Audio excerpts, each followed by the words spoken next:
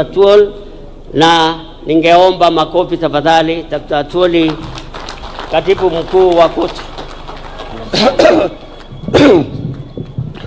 Reverend, sometimes you can make me laugh.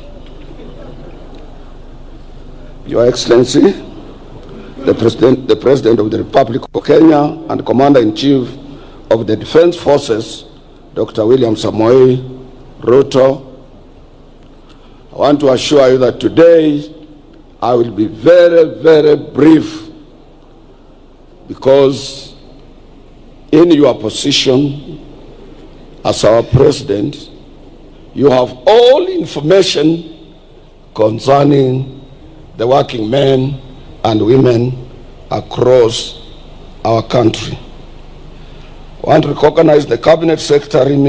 I want to recognize your Prime Cabinet Secretary, Honorable Dr. Musalia Mudavadi. I want to thank him also to have taken time to accompany you. I want also to recognize my own minister or Cabinet Secretary, Minister of Labor, Social Protection, Mheshimiwa Dr. Alfred Mutua. All Cabinet Secretaries present, the Principal Secretary, Minister of Labor and Social Protection, State Department for Labor, Honorable Shadrach Mwangolo Mwadime, the Principal Secretary, Minister of Labor and Social Protection, State Department for Social Protection and Senior Citizen Affairs, Mheshimiwa Joseph Mogosi Motari. I want to recognize the Executive Director of the Federation of Kenya Employers, Sister Jacqueline Mugo, accompanied by her able President of the organization. Other Principal Secretaries present, Ambassadors and High Commissioners, Managing Trustee of our National Social Security Fund, Brother David Koros, the Acting Director General of the Industrial Training Authority, nowadays is known as NITA, National Industrial Training Authority, Sister Teresa Wasike. Other dignitaries present,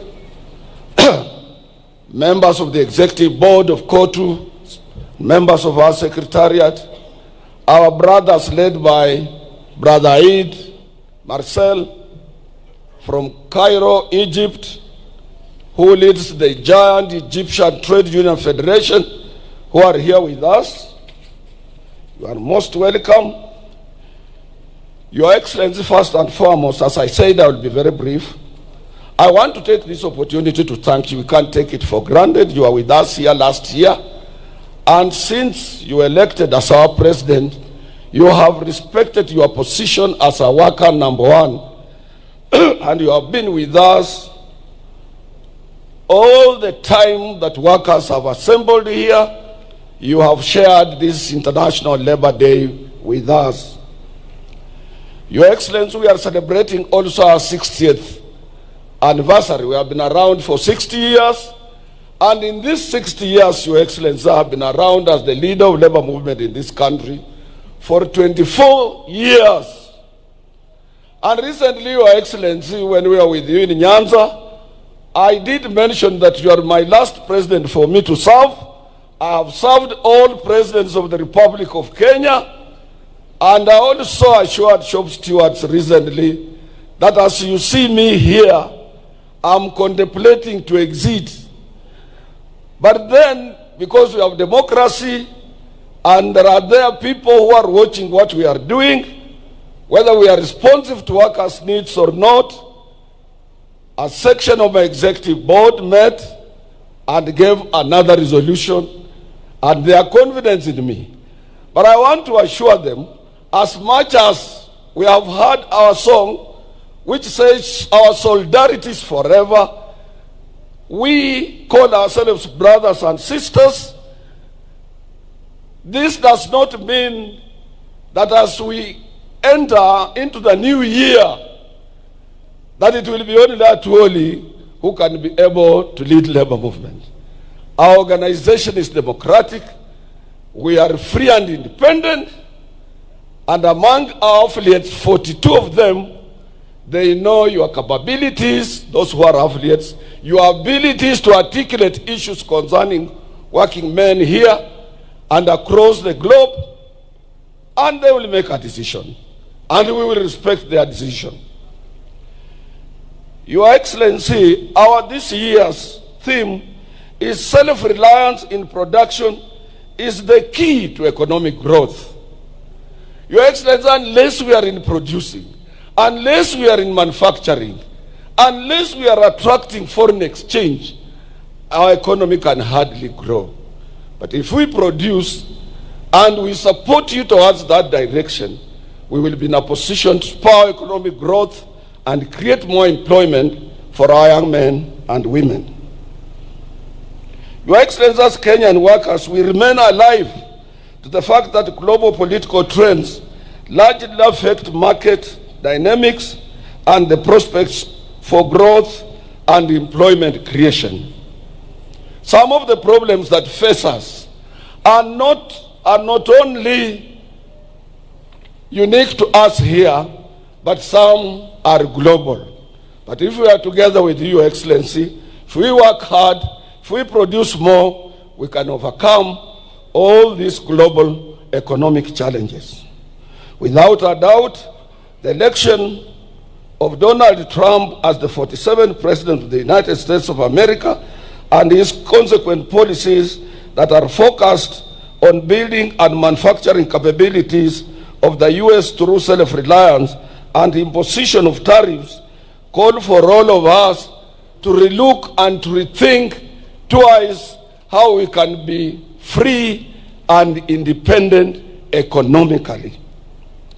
Your Excellency, this year's Labor Day celebration is a special one because Kenyan workers will be marking 60th years of anniversary, as I have said. And we have made a remarkable achievement. Wewe mwenyewe umeona wafanyikazi wakipita hapa mbele yako. Umeona zile vitu wanafanya viwandani. Umeona kazi zao. Umeona commitment yao. Na wewe ndio mlinzi wao. You are the chair of our industrial relations practice in this country. And therefore, as you sit, as you look at them, I know you think well about Kenyan workers. Indeed, as I said, we will support you towards any route you take in enhancing and protecting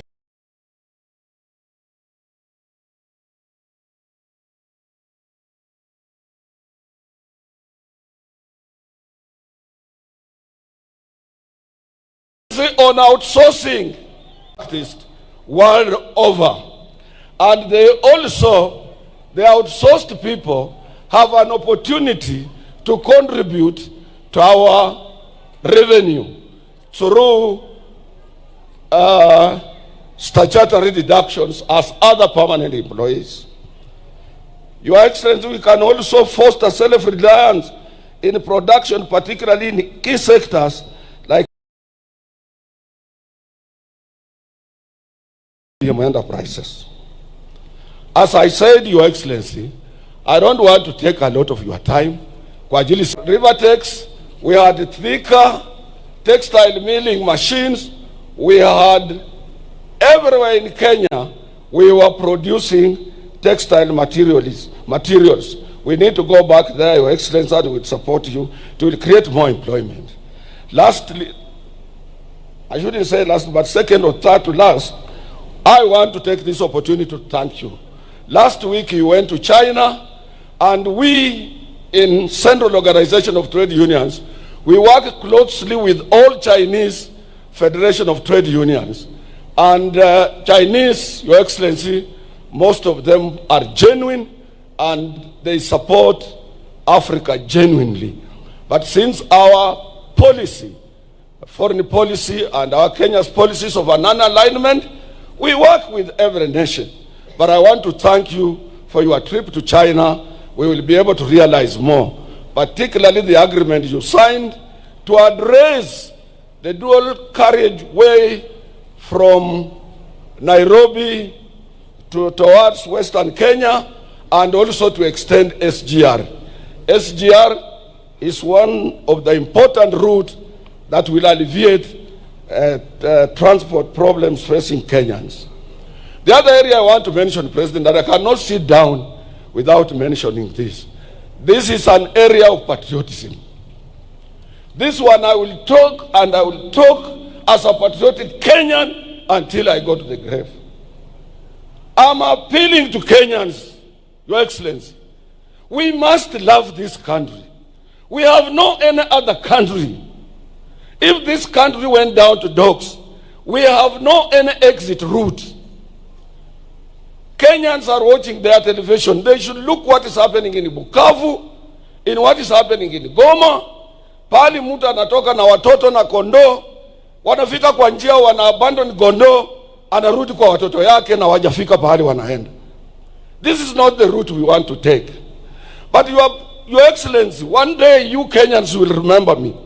If we don't regulate social media, if we don't, in China where you have been, it is regulated. With a population of about 1.4 billion people. In Dubai, it is regulated. In UK, it is regulated. In US, it is regulated. Kenya cannot be free for all. Kenya can't. You see, that is the patriotism that we must follow. Your Excellency, I want to appeal to you also to apply reforms in public institutions like posts, those postal cooperation, to make sure that it is effective. Because if you look at Amazon, which does the same job in the US, it does very well. We want to make sure that that one is handled well. We support also, Your Excellency, the issue of leasing our sugar industries. They must not remain moribund. They must be seen producing sugar for our own Kenyan, for our own consumption and export for purposes of creating employment. We must support you so that we can be able to create employment. Lastly, Your Excellency, I want to appeal to you. This city belongs to all of us, and this city must reflect other cities of the world. This city must reflect Accra, Ghana. This city must reflect Abuja in Nigeria. This city must reflect Kigali in Rwanda. This city must reflect Abidjan in Ivory Coast. We cannot remain in a filthy city, a city of hawkers, a city of riders, a city of matatus, and when somebody arrives at the airport on Mombasa Road, is full of hawkers depicting the picture of poverty of Kenya. This must come to an end, and we are appealing to the national government to team up with the county government and make sure that we have a city. Let landlords paint their buildings, repair their pavements, and make sure Nairobi, we reclaim our lost glory of this international city. Your Excellency, we support your housing problem, and we appeal, since we are represented on that board, that workers should use their pay slips to acquire those houses. Workers have no money for deposit. We can use our pay slips to get into those houses. I appeal to you to go towards that route, Your Excellency. The other area, Your Excellency, I want to appeal to you. I want to assure you, not to appeal. I am sitting on SHA board representing workers. And I want to show Kenyans that SHA is working. SHA is now working.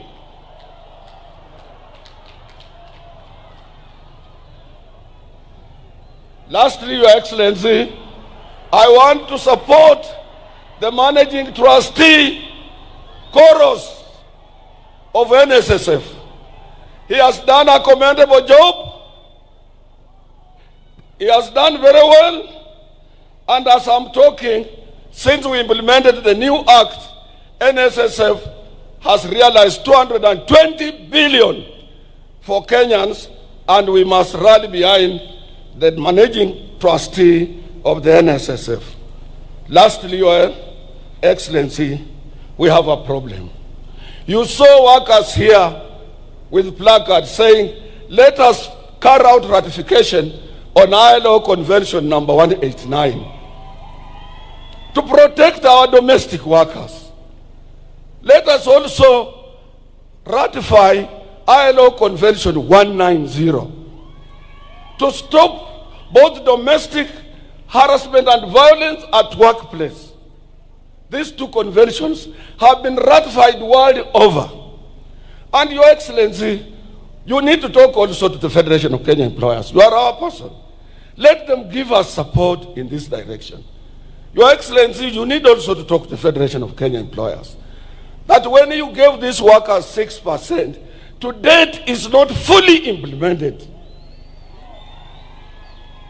I'm telling you for free and for sure. And there is no any time His Excellency the President has announced the year salary increase and then it becomes a subject of debate.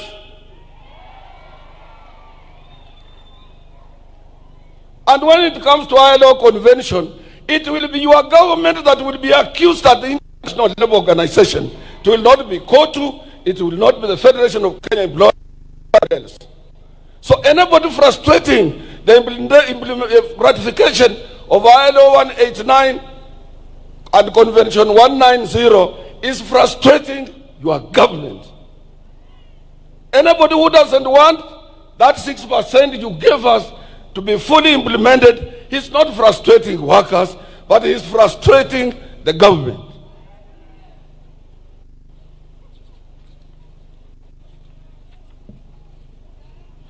I would have gone on and on, Your Excellency, but as I said, I don't want to get you tired. I want to repeat that please, we want to live in a peaceful country, address issues of social media, address issues that are afflicting these workers. If you have something, Your Excellency, the cost of living in this country is at around 45%, and that is too high for them. This is caused with some dynamics or variations in economic performance and some global economic situation that affect us as well. Your minister has tried what he can, but I will assure you, please go to his rescue, try to make sure that these workers are properly compensated. And more so, Your Excellency, what is eating in our jobs are free riders, people who are employed through the back door, outsourced at a lower rate. They don't pay taxes. They don't contribute to collective bargaining agreement. There is no any agreement binding on them. They are slaves in our industries, enslaved by employers, and Kenya as a free country can sit and see people outsourcing people. A company retrenches people, it asks its supervisor to form a company of exploitation. This can't be allowed in free Kenya. We can't allow that under your watch. As I promised the President, I want to be very brief because we will be talking. May I take this opportunity to invite your Honorable Minister for Labor, Dr. Mutua, who will be able to give some few words and observe other protocols for you to come and say. The other thing I'm being reminded by my deputy that I had forgotten, ni mambo ya hizi vitu tunakatwa, housing, nini, taxation. It should not be on gross salary. Hizi vitu vinatakana viwe on basic, so that gross, umefanya overtime, umefanya nini, it's not interfered with. And I know Your Excellency will look at that. All deductions, salary deductions, statutory deduction should be at the basic, not on gross, where somebody might have toiled very hard to work on overtime and he doesn't realize something. Mwisho, Your Excellency, usitishike. Iko watu wengi wanapenda kutisha sana. Mimi nilikuwa hapa President Kenyatta akiwa president. After 3 years we had a problem in the government. Jaramogi left. Nilikuwa hapa when Moi was a president. After a few times there was a lot of problems. Nyinyi nyote mnajua until up 1982. Mpaka when he was leaving, kila saa watu bila Moi yote inawezekana. Nimekuwa hapa President Kibaka akiwa kwa kiti mimi, and I served him. Kibaka alitengeneza kila kitu Nairobi, he improved the economy. But 2007 hawa wananchi voted him out. We had to do some ukarabati. Sasa nimekuwa hapa wakati wa Uhuru. Uhuru ni rafiki yangu sana. But you could hardly see him outside the way you are outside, you are visible everywhere. But he managed to finish his 10 years. Hawa wa Kenya unasikia ground ni mbaya. Hapa ground hapana mzuri. Ruto must go. Na sio ground ni mbaya.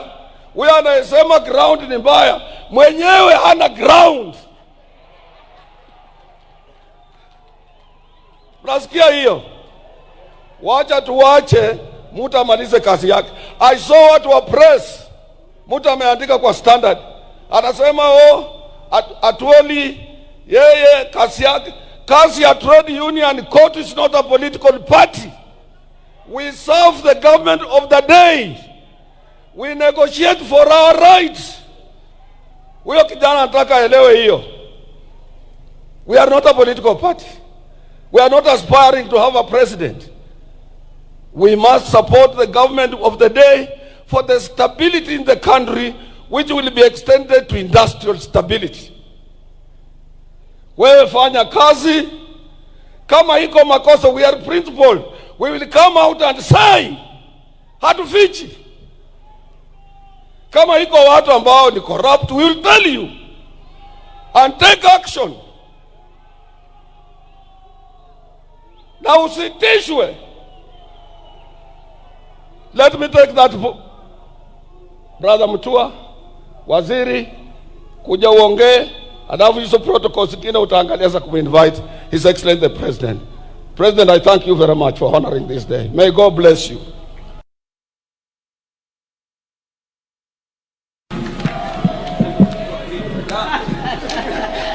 Thank you very much, Dr. Atwoli. I think that's the shortest speech you've given in a long time. Congratulations. I'll also be very quick. Your Excellency, Dr. William Samoei Ruto, President of the Republic of Kenya.